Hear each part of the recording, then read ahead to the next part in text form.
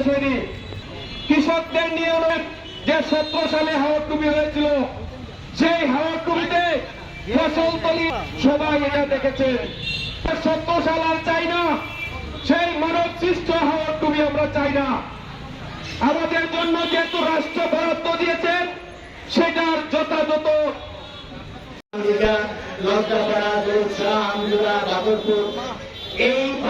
এইখানে এই বাঁধ দেওয়ার কোনো দরকার নেই, কেননা এখানে তো মরা নদী, মরাই নদী, এই নদীতে পানি ঢোকে না, বিউটিতে মুখ বাঁধা। অথচ এখন দেখা যায় গরিবপুর থেকে নক্তাপাড়া পর্যন্ত পাড়ায় থেকে পাড়া এবং গ্রাম থেকে গ্রামে বাঁধ দিচ্ছেন এই কিরণা সাহেবে। কেন দিচ্ছেন কিরণা সাহেব জানি না। এখানে তো হাওর নষ্ট করার মতো বাঁধ দেওয়ার কোনো দরকার নাই, হাওর রক্ষা করার মতো কোনো বাঁধের দরকার নেই। কেন দিলেন এটা? যে তারা বিল ঠিক মতো দিচ্ছেন না, যাতে পিআইসিরা কাজ খারাপ করে হাওরের ফসল হানি হয় এবং পরবর্তীতে তারা বলতে পারে যে পিআইসিরা কাজ বোঝে না, ওনাদের কাজের মান ঠিক নাই, আমরা আবার সেই পুরনো কথায় ফিরে যেতে হবে। আমরা স্পষ্ট করে বলতে চাই, এই পিআইসিদের বরাদ্দের পরিমাণ এত বেশি দেওয়ার কথা ছিল না, সেখানে বরাদ্দের পরিমাণ এত পরিমাণে দেওয়া হয়েছে এবং কিছু মানুষদেরকে দেখে দেখে পিআইসি দেওয়া হয়েছে যাতে সেখান থেকে প্রফিটটা পাওয়া যায়। সম্মানিত উপস্থিতি, আমরা দেখেছি অনেক পিআইসি যেগুলোতে কাজের এত প্রেশার ছিল না।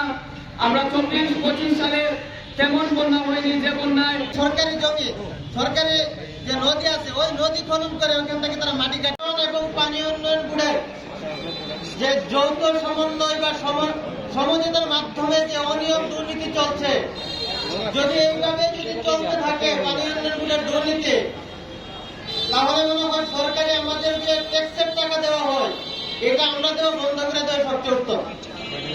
কারণ হচ্ছে, আমি একটা প্রকল্পের মধ্যে গিয়েছি, ধরাবাজারের 8 নম্বর প্রকল্প, ওইখানে আমি গিয়ে দেখলাম কথা যদি বলি, গত বছরে 9 কোটি টাকা ছিল বরাদ্দ পুরো উপজেলায়, কিন্তু এবার 12 কোটি টাকার উপরে বরাদ্দ দেওয়া হয়েছে, প্লাস 3 কোটি টাকা উপরে বৃদ্ধি করা হয়েছে এই উপজেলার হাওড়া বাজে বরাদ্দ।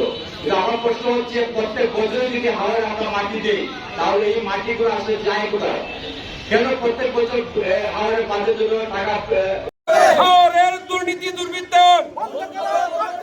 দুর্নীতিবাজের রাস্তা না, ওই দুর্নীতিবাজের রাস্তা না, পানি উন্নয়ন বোর্ডের দুর্নীতি, প্রশাসনের দুর্নীতি, হাওড়ের দুর্নীতি দুর্বৃত্ত।